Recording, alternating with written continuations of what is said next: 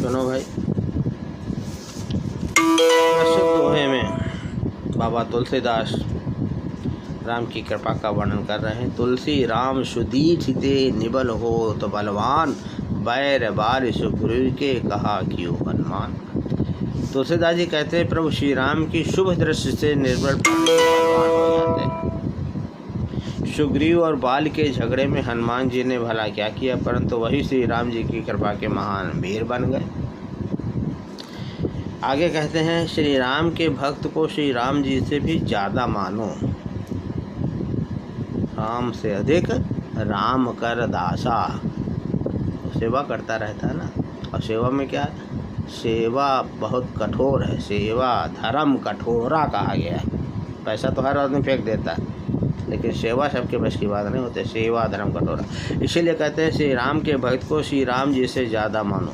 राज राजेश्वर श्री रामचंद्र जी स्वयं ऋणी हो गए और उनके भक्त हनुमान जी उनके शाहूकार बन गए। श्री रामचंद्र जी ने यहाँ तक कह दिया कि मैं तुम्हारा ऋणी कभी चुका नहीं सकता। तुलसी रामों ते अधिक राम भगत जे जान, ऋणिया राजा राम ते धनिक भय हनुमान।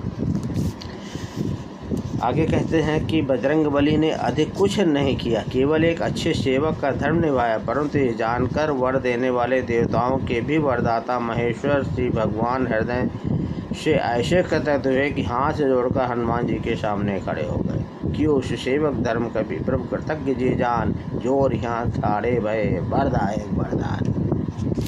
आगे कहते हैं भगत ही तो भगवान प्रभु राम धरो तन भो की चैत पावन परम प्राकृत तन अनुभव।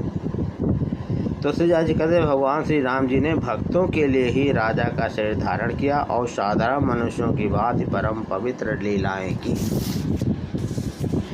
ज्ञान गिरा गोतीत अजय माया मन गुण पार, सोई सच्चिदानंद घन कर्नर चरित उदार। आप लोगों के साथ साथ हमारा भी सत्संग होता जा रहा है, परिमार्जन होता जा रहा है, मज्जन होता जा रहा है।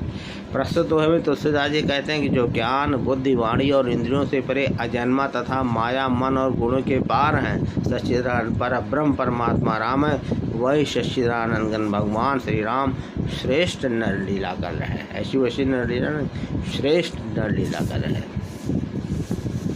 हरणाक्ष भ्राता सहित मधु कैटभ बलवान, कृपा सिंधु भगवान।